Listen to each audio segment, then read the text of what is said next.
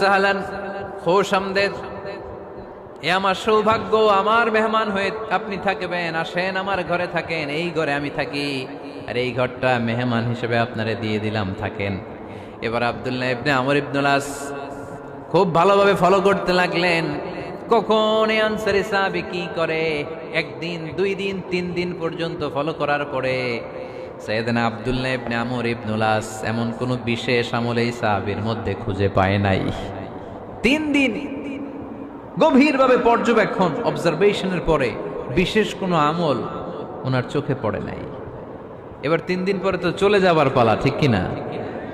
এবার তিনি সোজা সাপটা আনসারী সাহাবীর কাছে যে ভিতরের কথা খুলে বলে ফেললেন, বললেন, ও ভাই, আসলে আমার বাবার সাথে এমন বড় কোনো ঝগড়া আমার হয় নাই যে কারণে বাড়ি থেকে বের হয়ে তোমার মেহমান আমার হওয়া লাগবে। আমি বিশেষ এক উদ্দেশ্যে এসেছি। কি উদ্দেশ্য?